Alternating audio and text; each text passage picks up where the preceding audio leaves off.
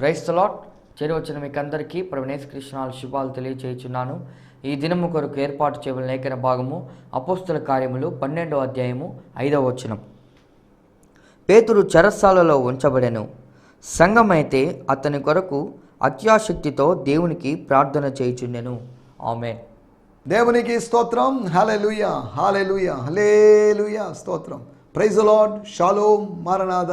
మీ అందరికీ ప్రత్యేకమైన వందనాలండి. కృపయు సమాధానము మీకు విస్తరించునుగాక. దేవుని బిడ్డలారా, ప్రతిరోజు దేవుని సేవకునిగా మేము ముందుకు రావడం అనేది అతి సులభంగా అనిపిస్తున్నప్పటికీ దీని వెనుక ఎంతో వ్యయ ప్రయాసాలు ఉన్నాయి. మానసికమైన, ఆత్మీయమైన, శారీరకమైన సిద్ధపాట్లు దీనికి కావాలి. కనుక ఈ కార్యక్రమం కోసం మీరు ప్రత్యేకంగా ప్రార్థించాల్సిందిగా కోరుతున్నాం. ఒక దేవుని సేవకునిగా నేను చేసేదంతా వెలుచూపు వలన కాదు, విశ్వాసం వలన చేయాలని దేవుని వాక్యంలో నాకు చెప్పబడింది. ప్రతి సేవకుడు వెలుచూపు వలన కాదు, ప్రతి విశ్వాసి వెలుచూపు వలన కాదు, విశ్వాసం వలన చేయాలి. సైట్ వలన కాదు, ఫెయిత్ వలన చేయాలి. సైట్ వలన చేయడం బాహ్యంగా ఉన్న దాన్ని బట్టి, భౌతికమైన వనరులను బట్టి అన్నీ ఉంటే చేయడం సులభం. ఏమీ లేనప్పుడు చేయాలంటే కష్టం. కొన్నిసార్లు నా చేతిలో ధనం లేదు, అయినప్పటికీ ఏదో చెయ్యాలి. దేవుడిస్తాడు. లాస్ట్ మూమెంట్లో దేవుడిస్తాడు. దేవుడిస్తాడు అని విశ్వసించి మనం ముందుకు సాగాలి. దేవుడు అనుగ్రహిస్తాడు. తన కుమారుడు మార్గ మధ్యలో ఏదైనా ప్రశ్న అడిగితే ఏం సమాధానం చెప్పాలా అని అబ్రహాము ప్రిపేర్డ్ అయ్యాడు మానసికంగా. ఏం చెప్పాలి వీడికి ఏం చెప్పినా మళ్ళీ ప్రశ్న అడిగితే మళ్ళీ నేనేం సమాధానం చెప్పాలి? నానా, నిప్పులు ఉన్నాయి, కట్లు ఉన్నాయి, గొర్రెపిల్ల ఏది, బలి పశువు ఏది అని అడిగితే అవన్నీ ఎందుకు నా కుమారుడు నువ్వు ఆలోచించడం, దేవుడు చూసుకుంటాడు కదా. అబ్రహాము యొక్క విశ్వాసాన్ని చూసి ఇస్సాకు ప్రేరేపించబడాలి అనేది దేవుని చిత్తం. తండ్రి యొక్క విశ్వాసాన్ని బట్టి కుమారుడు ప్రేరేపించబడాలి. ఆత్మీయ తండ్రి యొక్క విశ్వాసాన్ని బట్టి ఆత్మీయ కుమారులు, కుమార్తెల యొక్క విశ్వాసం ప్రోత్సహించబడాలి. What a great faith of my father. నా తండ్రి అయిన అబ్రహాము యొక్క విశ్వాసం ఎంత గొప్పది. ఏమి లేదు, మాంసము లేదు, అనగా బలి పశువు లేదు, ఎవరో తెచ్చిస్తారని చెప్పిందేమి లేదు. సరే మేము వెళ్తాం, మేము వెళ్ళిన తర్వాత మీరు మందలోంచి తెలియకుండా ఒక మేకపిల్లను తీసుకోనండి, గొర్రె పిల్లను తీసుకోనండి అని చెప్పి రాలేదు. కానీ యెహోవా ఇస్తాడంటే ఎలా ఇస్తాడు? యెహోవా ఇస్తాడా? ఇస్తాడు. ఎలా ఇస్తాడు అబ్రహాం? ఒకవేళ అబ్రహాం ఇస్సాకు స్థానములో యెహోవాయే చూచుకొనును, నా కుమారుడా యెహోవాయే చూసుకుంటాడులే అని అన్నప్పుడు, ఒకవేళ అతని స్థానంలో నేనుంటే అడిగిండే వాడిని, నానా ఎలా చూసుకుంటాడు యెహోవా? ఎలా చూసుకుంటాడు? ఎలా ఇస్తాడు? ఏంటి నానా శాస్త్రీయంగా ఆలోచించకుండా ఏంటి మూర్ఖంగా విశ్వాసం అని ఇలా మొండిగా వచ్చేయడం ఏంటి? మనం అక్కడికి వెళ్ళి పర్వతం మీదకి ఎక్కి మనకు అర్పించడానికి, బలిగా అర్పించడానికి పశువు లేనప్పుడు ఇంకా ఆలస్యం అవుతుంది కదా. ఆలస్యం అయిపోయి మళ్ళీ పర్వతం దిగి రావడం ఇవన్నీ కష్టం కదా. అక్కడ వేరొక శరీరం లేనప్పుడు, అక్కడ ఉన్నది 2 శరీరాలు ఉన్నాయి. ఒక్క శరీరము అర్పించబడినప్పుడు మిగిలింది ఒక్క శరీరం మాత్రమే కిందకి దిగి వస్తుంది. కానీ వాళ్ళకి తెలియకుండా 3వ శరీరము, 3వ వ్యక్తి అక్కడ ఉంది. 2 మనుషులే కాదు ఆ పర్వతం మీదకి ఎక్కింది. ఆ పర్వతం మీదకి ఎక్కినట్టు ఒక 3వ వ్యక్తి, 3వ జంతువు ఒకటి ఉంది. పనివాళ్ళు పైకి ఎక్కలేదు, కానీ పొట్టేలు పైకి ఎక్కింది. వాళ్ళ కోసం ముందుగా దేవుడు పొట్టేలును పైకి ఎక్కించాడు. నీ కోసం దేవుడు ముందుగా ఆశీర్వాదాన్ని పైకి ఎక్కించి పెడుతున్నాడు, దాచిపెడుతున్నాడు. నీ ఆశీర్వాదము కొమ్మలలో చిక్కుకునేటట్టుగా, కొమ్ముల మధ్యలో చిక్కుకునేటట్టుగా నీ ఆశీర్వాదాన్ని దేవుడు సేఫ్గా, సెక్యూరిటీగా పెట్టాడు. వెళ్ళేటప్పుడు, పర్వతం ఎక్కి వెళ్ళేటప్పుడు కట్టెలు నిప్పులతో వచ్చారు. తిరిగి వచ్చేటప్పుడు కట్టెలు లేవు, నిప్పులు లేవు. కానీ అదే సమయంలో కాస్త మాంసం కూడా వచ్చి ఉండొచ్చేమో, లేదు అంటే పొట్టేలు యొక్క చర్మం వచ్చి ఉంటుందేమో. పనులు అడిగారు, కట్టెలేవి? కట్టెలు కాల్చేసాం, నిప్పు ఓకే, ఇది ఎక్కడి నుంచి వచ్చింది ఈ చర్మం? ఆ జంతువు యొక్క చర్మం ఎక్కడి నుంచి వచ్చింది అని అడిగితే ఇంతకుముందు అయితే అబ్రహాం ఒక్కడు సమాధానం చెప్పాడు. ఇప్పుడు అబ్రహాము ఇస్సాకు కలిసి సమాధానం యెహోవా ఈరే. పని వాళ్ళకి అర్థమై ఉండదు. ఇదేంటో ఇది ఎక్కేటప్పుడేమో కుమారునితో యెహోవా ఈరే అని చెప్పిన అబ్రహాము పని వాళ్ళతో కూడా చెప్తున్నాడు యెహోవా ఈరే. ఆ జంతు చర్మాన్ని చూసినప్పుడల్లా ఇది యెహోవా ఈరే, దైవ కార్యం. దేవుని స్తోత్రం, హల్లెలూయా. యెహోవా ఈరే అనేటువంటి ప్రత్యక్షతను నేర్చుకున్నాడు ఇస్సాకు. ప్రత్యక్షతను అబ్రహాము పొందాడు, ప్రత్యక్షతను తండ్రి ద్వారా పొందుకున్నాడు లేకపోతే నేర్చుకున్నాడు ఇస్సాకు. దేవుని స్తోత్రం, హల్లెలూయా, స్తోత్రం. ఏదేమైనప్పటికీ రండి, దేవుడు మనకి ఇస్తూ ఉన్నాడు. ఇంకా ఈ కార్యక్రమాలు ప్రభు రాకడ వరకు ప్రభు ఇస్తున్న కొలది కార్యక్రమం జరుగుతూ ఉంటుంది. ఇది ఎంతమందికి ఆశీర్వాదకరంగా ఉందో నాకైతే తెలియదు. నేను అలాగని ఎంక్వైరీ చేయాల్సిన పని నాకు లేదు. నేను వాక్యం విత్తుతున్నాను.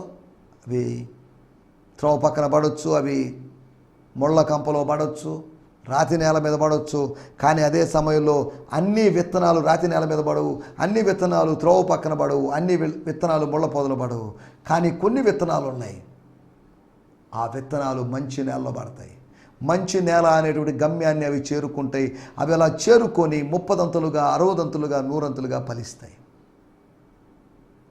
స్తోత్రం, హల్లెలూయా. 30దంతుల ఫలము బహుశా రాతి నేల మీద పడినటువంటి వాటి యొక్క ఫలమేమో. ముళ్ళ పొదలో పడిన దాన్ని 60దంతులు కావచ్చేమో. ఈ 30దంతులు 60దంతులు కాదు, కానీ మంచి నేలలో పడింది మాత్రమే 100ంతులుగా ఫలించింది. 100ంతుల ఫలం కావాలి, 100-fold పర్ఫెక్ట్. అది ఫుల్ హార్వెస్ట్. అది స్తోత్రం. 60దంతులు ఫుల్ హార్వెస్ట్ కాదు, 30దంతులు ఫుల్ హార్వెస్ట్ కాదు, ఫుల్ హార్వెస్ట్ ఒక మంచి నేలలో పడిన విత్తనం ద్వారానే కలుగుతుంది. దేవుని స్తోత్రం, హల్లెలూయా, స్తోత్రం. లేదు అంటే ముళ్ళ పొదలో పడినవి అణిచివేయబడ్డాయి. స్తోత్రం.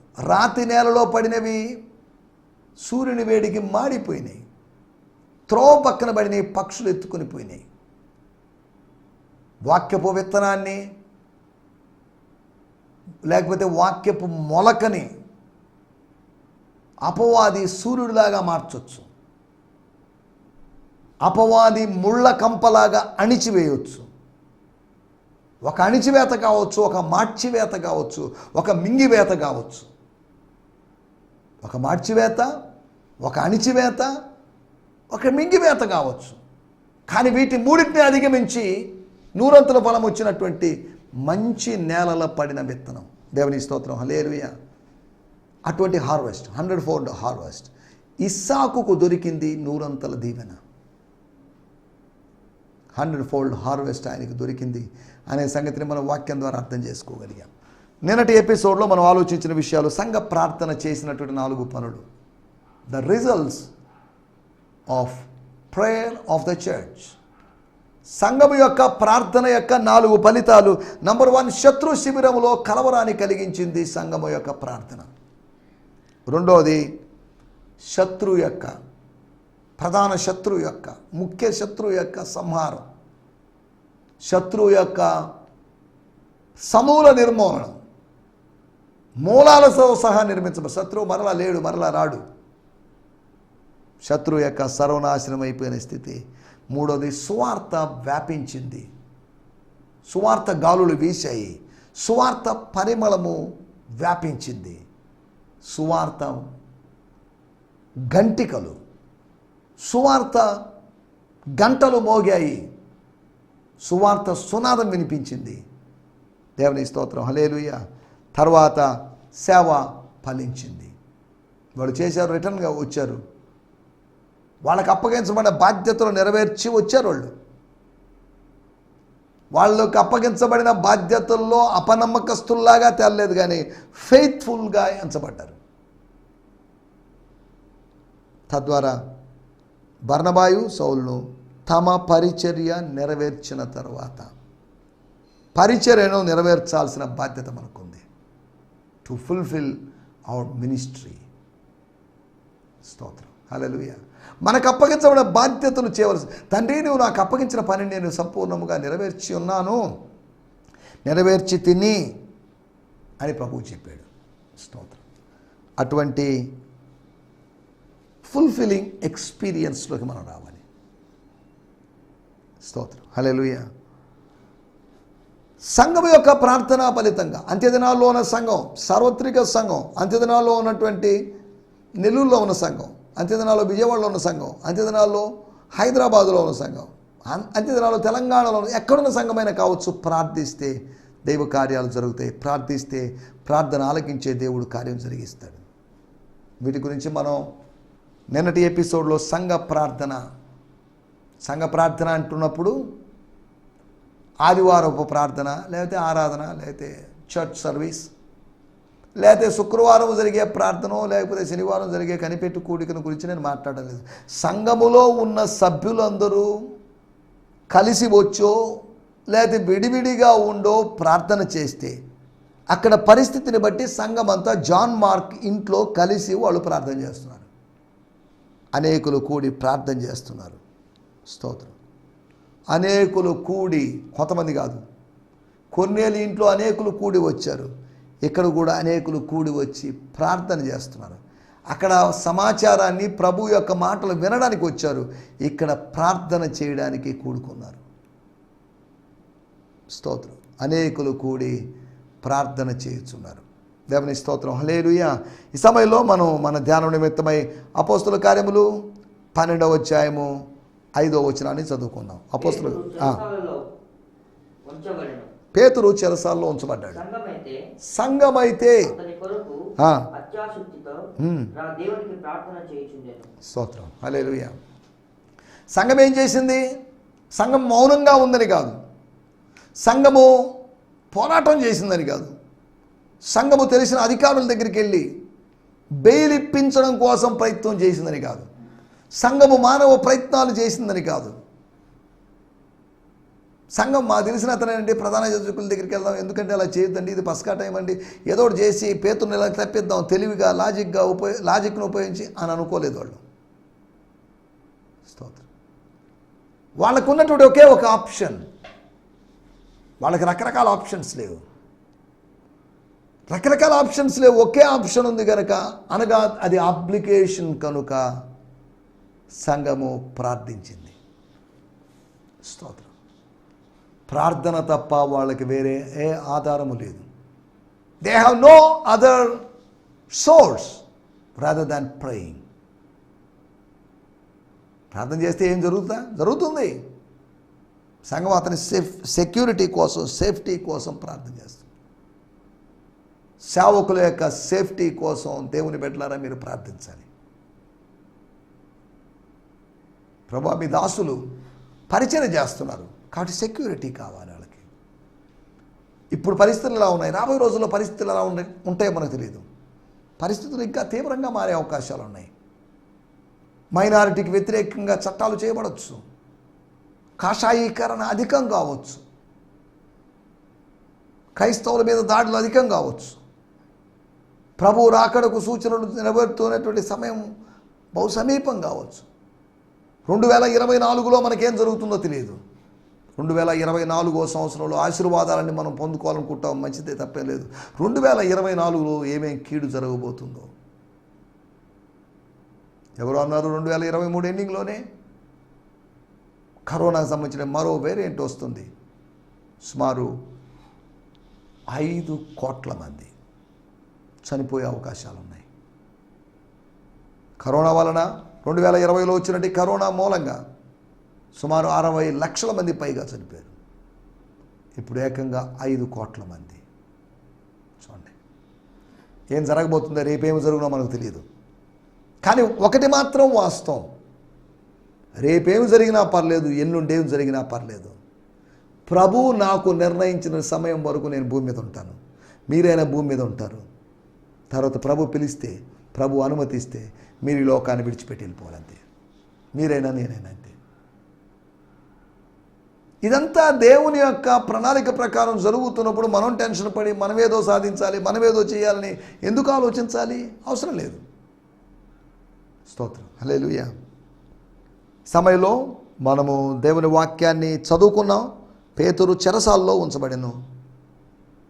సంఘమైతే, సంఘస్థులైతే సంఘములో స్త్రీలైతే, సంఘములో పురుషులైతే, స్తోత్రం, అనేకులు కూడి అక్కడ ప్రార్థన చేస్తున్నారు. స్త్రీలు పురుషులు అందరూ ఉన్నారు.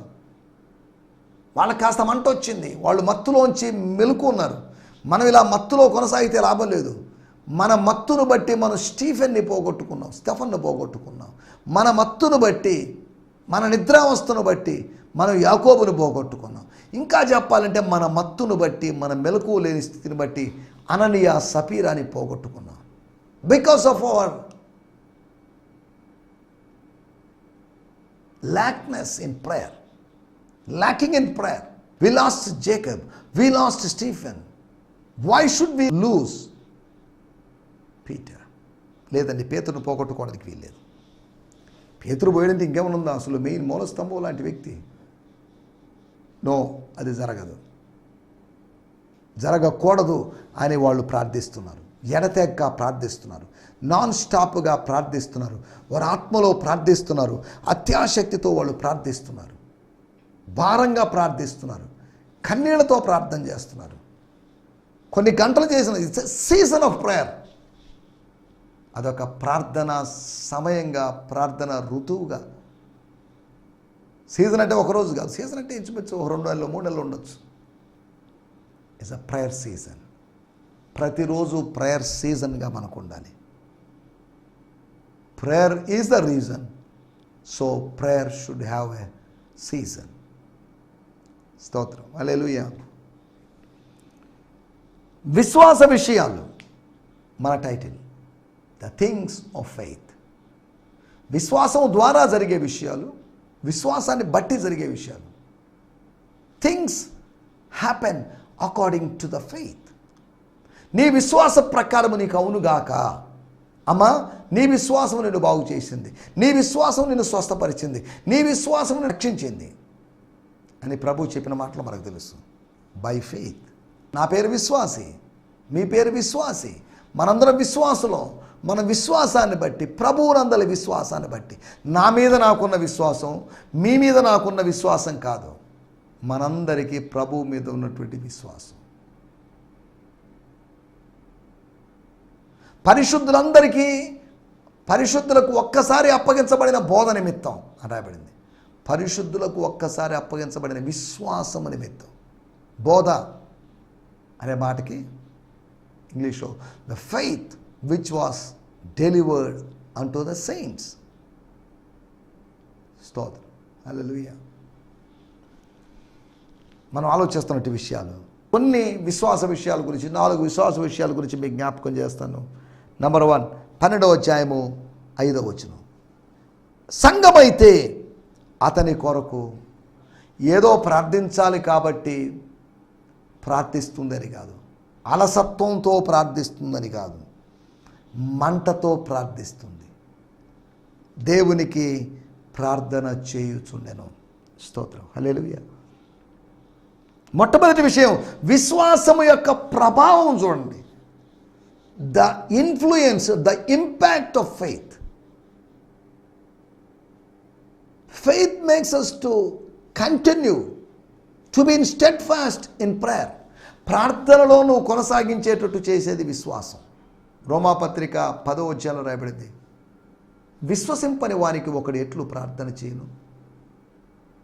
స్తోత్రం, హల్లెలూయా, హల్లెలూయా, స్తోత్రం. మనం విశ్వసించాలి. విశ్వసించినప్పుడు ఎవరైతే విశ్వసించామో వారిని అభ్యర్థించినట్లుగా, విజ్ఞాపన చేయనట్లుగా మన విశ్వాసం పెరుగుతుంది.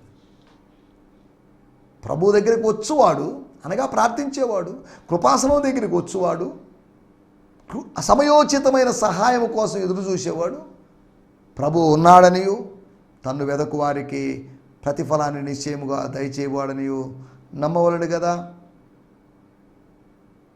నమ్మాలి, నమ్మాల్సిందే. నమ్మితే నమ్మొచ్చు, నమ్మకపోవచ్చు, మీ ఇష్టం అండి అని కాదు, నమ్మవలను కదా, నమ్మాలి. స్తోత్రం, హల్లెలూయా. మనం ఆలోచిస్తున్న విషయాలు, ఒకటి the effect are the impact of faith. రెండో విషయాన్ని నేను మీకు జ్ఞాపకం చేస్తాను. 12వ అధ్యాయము 6వ వచనం. హేరోదు అతనిని వెలుపలకు తీసుకొని రావలి ఉండగా ఆ రాత్రియే పేతురు 2 సంకెళ్లతో బంధింపబడి 2 సైనికుల మధ్య నిద్రించుచుండెను. మరియు కావలివారు చాలండి. ఆ రాత్రియే పేతురు 2 సంకెళ్లతో బంధించబడి 2 సైనికుల మధ్యలో నిద్ర పట్టక ఇబ్బంది పడుచుండెను అని కాదు, వాళ్ళిద్దరి మధ్యలో నిద్రించుచుండెను. దేవుని స్తోత్రం, హల్లెలూయా. ఈ మాట చెప్పినప్పుడు the night before Herod plan to bring him to trial, he made sure that Peter was securely bound with 2 chains. Peter was sound asleep between 2 soldiers.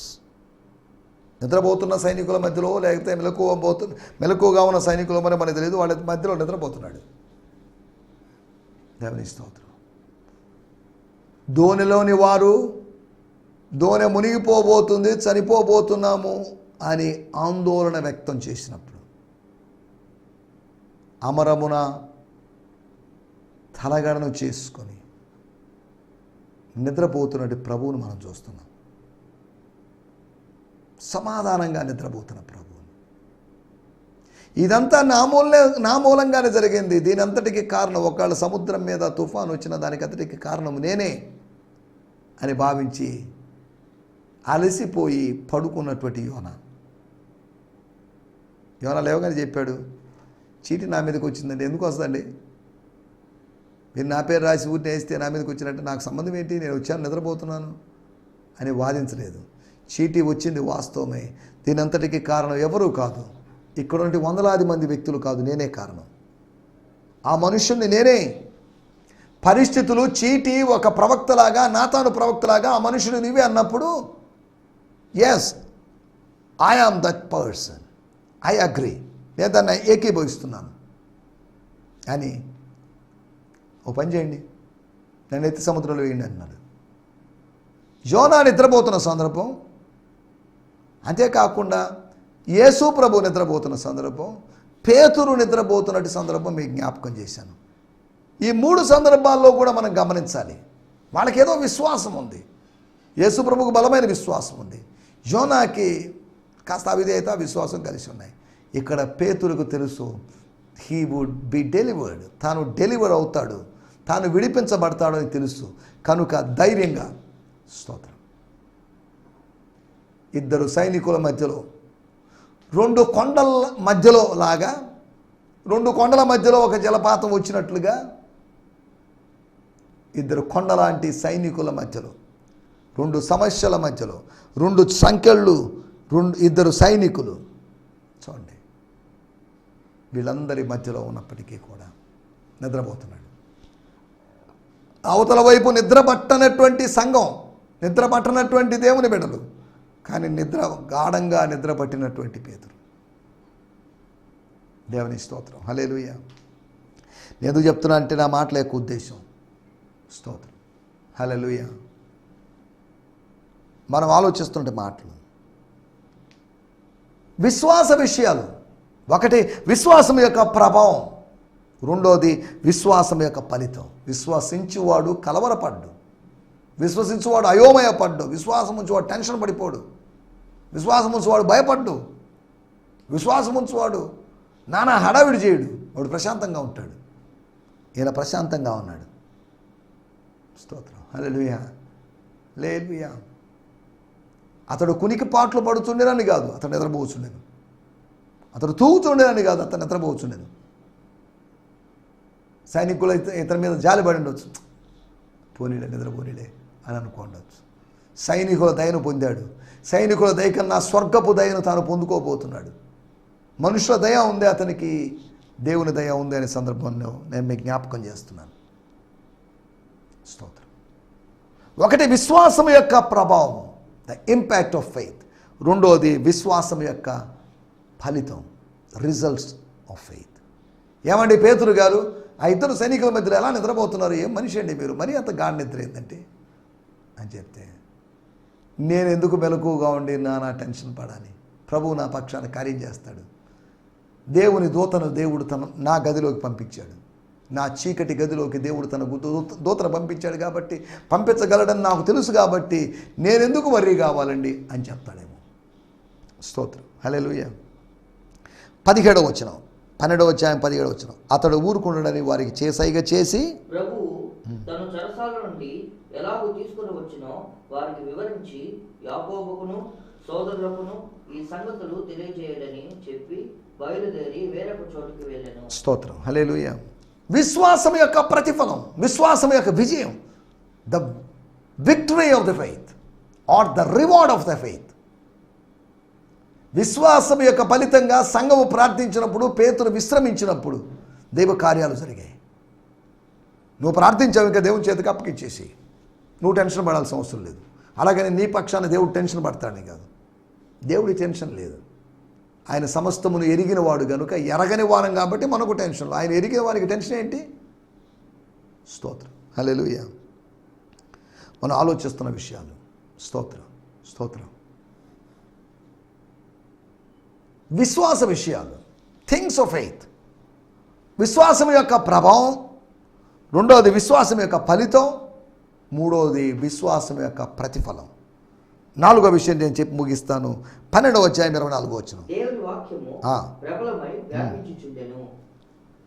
నాలుగో విషయము విశ్వాసం యొక్క పరిచర్య, the work of faith or the ministry of faith.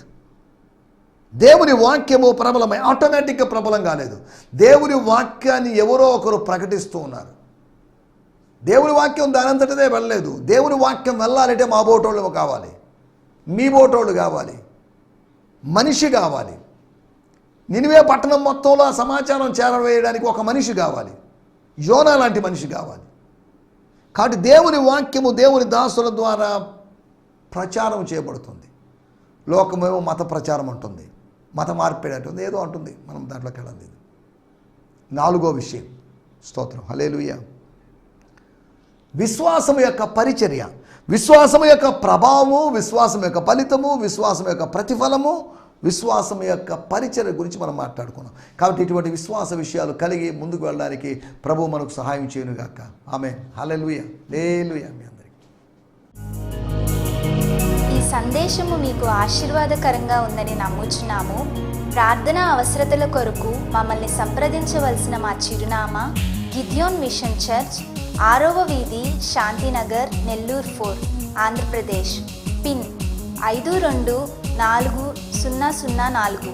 మా phone నంబర్లు 7036443613 మరి ఒక number 9392293010. మా ఈమెయిల్ ఐడి gfihmi2015@gmail.com.